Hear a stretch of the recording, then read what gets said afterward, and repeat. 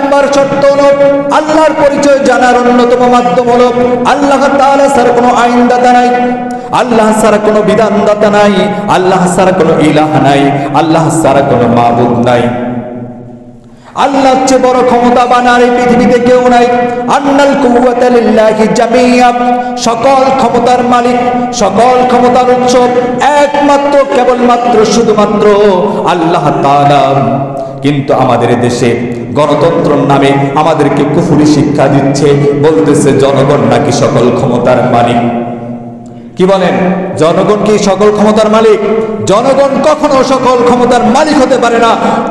সকল ক্ষমতার মালিক হচ্ছে একমাত্র কেবলমাত্র শুধুমাত্র আল্লাহ তাআলা। আন্নাল কুওয়াতা লিল্লাহি জামিয়া, সকল ক্ষমতার মালিক হচ্ছেন আল্লাহ তাআলা। আমার ভাইয়েরা, আল্লাহ তাআলা তার পরিচয় দিচ্ছেন আল্লাহু লা ইলাহা ইল্লাহু। আল্লাহ তো হচ্ছেন তিনি যিনি ব্যতীত কোনো মাবুদ নাই, যিনি ব্যতীত কোনো ইলাহ নাই, যিনি ব্যতীত কোনো আইনদাতা নাই, কোনো বিধানদাতা নাই। আমার ভাইয়েরা, এই কথাটুকুর উপরে যে বিশ্বাস করবে সে জান্নাতে প্রবেশ করবে।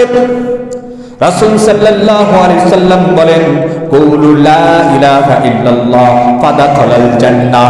যে ব্যক্তি বলবে লা ইলাহা ইল্লাল্লাহ, আল্লাহ ছাড়া কোনো আইনদাতা নাই, আল্লাহ ছাড়া কোনো বিধানদাতা নাই, আল্লাহ তাআলা ছাড়া কোনো মাবুদ নাই, আল্লাহ তাআলা ছাড়া কোনো ইলাহ নাই, ফাদাখালাল জান্নাহ, সে জান্নাতে প্রবেশ করবে। আমরা কি জান্নাতে প্রবেশ করতে চাই কিনা?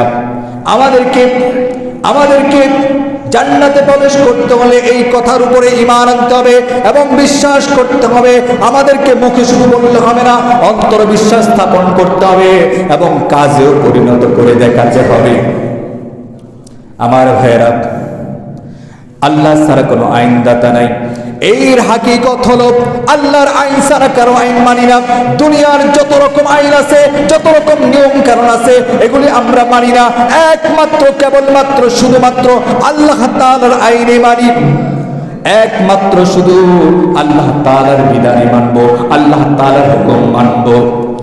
আল হাইয়ুল কাইয়্যুম, তিনি চিরঞ্জীব এবং সব কিছু রক্ষণাবেক্ষণকারী।